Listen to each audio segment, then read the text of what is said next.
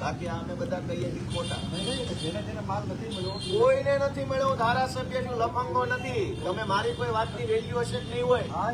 આખા વિસાવદરનું અનાજ આ વખતે ને દર વખતે ચોરાઈ જાય છે. તમારા માણસો હપ્તા લે છે, ખુલ્લેઆમ પૈસા લે છે. સાહેબ છોકરા લંગડા થાય, આખી જિંદગીની કાળી કમાણી દવાખાના વહી જાય. શરમ કરો બધા. પોલીસ બપોરથી એફઆઈઆર લખવાની ના પાડે છે કે હું એફઆઈઆર નહીં લખું. તમે બધા ભેગા મળીને ગુંડાઓની તરફેણ કરો છો. વિસાવદરના નવાબો એવી રીતે તમે બધા કામ કરો છો. સાંભળો ઘડી, મામલતદાર ગુંડાની તરફેણમાં, પીઆઈ ગુંડાની તરફેણમાં, પુરવઠા શાખા ગુંડાની તરફેણમાં, તમામ અધિકારીઓ ગુંડાની તરફેણમાં છે. આ બધા પબ્લિકની તરફેણ તમને નથી દેખાતી? થઈ રહી તમારી કાયદેસરની કાર્યવાહી, થઈ રહી. હવે કરી લીધું તમે ક્રાંતિ, તમારે કાંઈ થાય એમ નથી. બધું અહીંયા જ છે.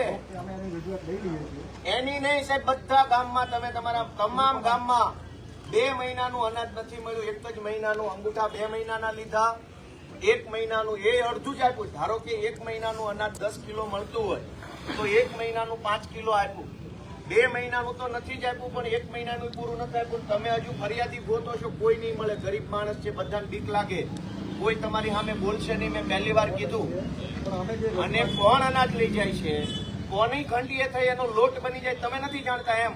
તમારી આખી મામલતદાર ઓફિસને ખબર છે. એ ગુંડાઓ ન્યા જ બેસે છે, ટેબલ ઉપર ટાંગા રાખીને ગુંડાઓ બેસે છે મામલતદારમાં. અમને ખબર છે.